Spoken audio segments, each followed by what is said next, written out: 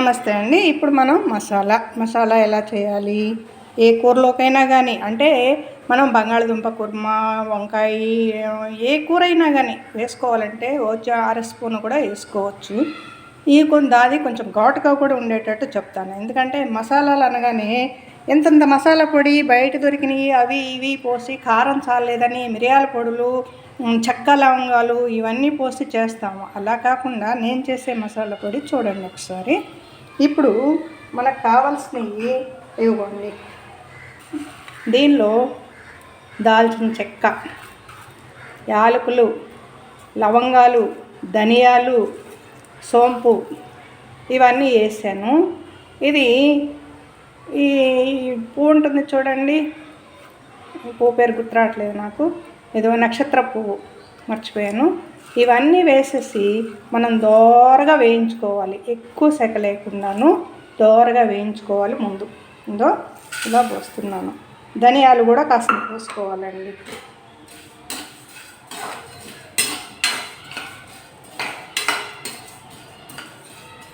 ఇలా వేయించుకునేటప్పుడే ఒక 10 మిరపకాయలు మంచి ఘాటు అయినవి ఎండుమిరపకాయలు తుంచి ఇవి కూడా వేయాలి. ఒక 10 వేసి సన్న సెగమైన బాగా దోరగా వేయించుకొని పక్కన పెట్టుకుందాం.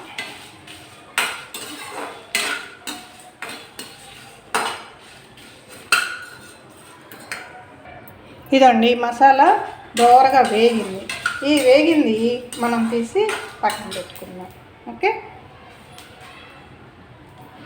ఇప్పుడు ఇది బాగా చల్లారాలండి.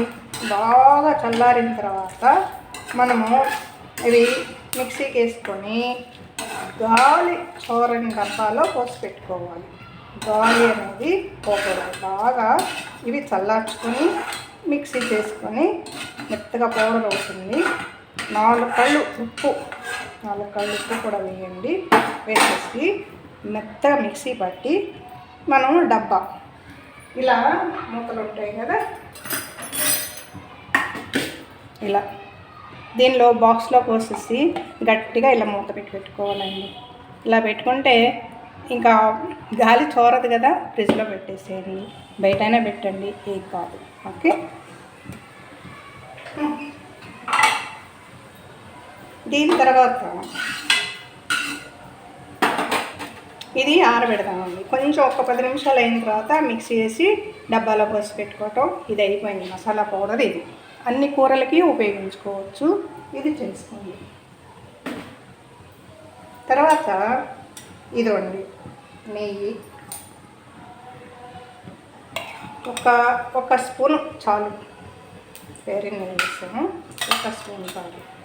ఈ నెయ్యి వేసిన తర్వాత కొబ్బరి, చాలామంది ముడి కొబ్బరి అలాగే వేసేస్తారు. అలా వేయొద్దు. ముక్కలు చేసుకొని, అంటే కొబ్బరి చిప్ప శుభ్రంగా కొంచెం తడిగుడ్డతో శుభ్రంగా తుడిచేసి కొంచెం ఆరిన తర్వాత సన్న ముక్కలు చేసుకొని ఇలా నెయ్యి వేసుకొని దోరగా వేయించుకోండి.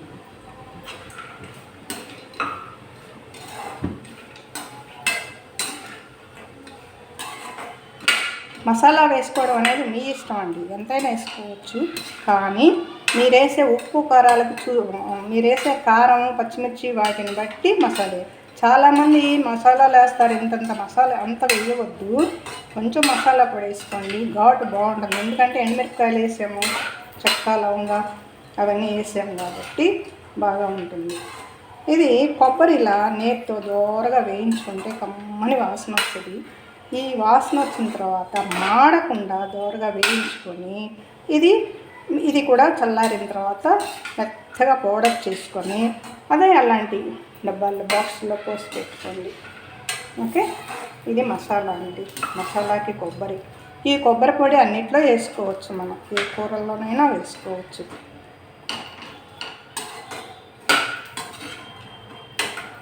కొబ్బరి ఇలా వచ్చిన దాకా వేయించండి. ఇలా అంటే అలా కొంచెం అలా వచ్చిన దాకా వేయించుకోండి. నేతితో వేయించండి, నూనె వేయొద్దండి దయచేసి. నూనె వేయకుండా ఇలా వేయించుకోండి. ఆరోగ్యానికి చాలా మంచిది కొబ్బరి, మంచిది. బీపీ షుగర్ ఉన్న వాళ్ళకి ఎవరికైనా కానీ కొబ్బరి ఆరోగ్యానికి మంచిది. ఏ కూరలోనైనా వేసుకోవచ్చు. పైపెచ్చు ఇంట్లో వేయించుకుని సన్న ముక్కలు తరుక్కొని కూడా మనం పాయసాల్లో వీటిల్లోనైనా వేసుకోవచ్చు. అది కూడా రెడీ అయిపోయింది. ఎత్తేసి ఇది కూడా చల్లారిన తర్వాత మిక్సీ పట్టుకోవాలండి. మిక్సీ పట్టుకొని ఇలాంటి బాక్సుల్లో పోసి మూత పెట్టుకోవాలి. ఓకే, ఇది ప్లేట్లో తీసుకుని చల్లారి పెట్టుకున్నామండి.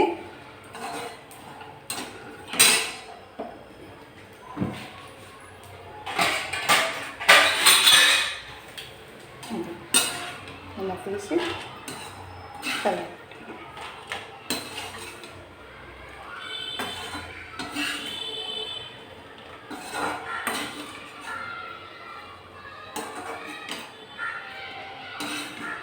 ఈ కొబ్బరిలో కూడా కొంచెం జస్ట్ 4 కళ్ళు ఉప్పు కళ్ళు వేసి మిక్సీ పట్టండి. ఓకే,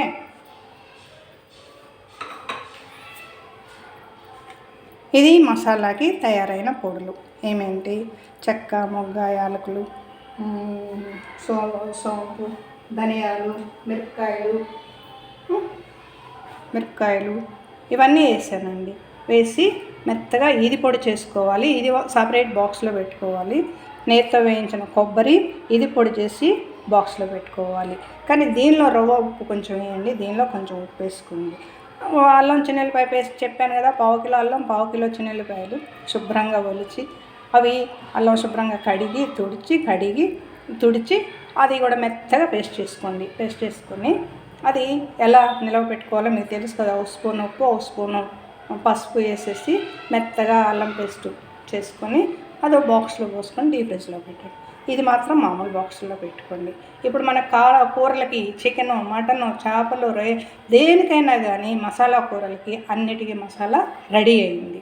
మీరు మామూలు మాంసం చేపలు వండుకునే వాటికి ఘాటు కావాలనుకుంటే ఎండుమిరపకాయలు వేసుకోండి, లేకపోతే లేదండి, అది మీ ఇష్టం. ఓకే, ఇదిగోండి మసాలా పొడి ఇలా అయింది. ఇందాక వేయించిన మసాలా పొడి ఇది కొబ్బరి పొడి, వేయించి పెట్టుకున్న కొబ్బరి పొడి. ఇవి బాక్స్లో పెట్టి మూతలు పెట్టేస్తాను. ఓకే, ఇప్పుడు ఈ మసాలా పొడిలతో రొయ్యల పలావ్ చేస్తాను. ఎలా చేస్తానో చూపిస్తాను మీకు.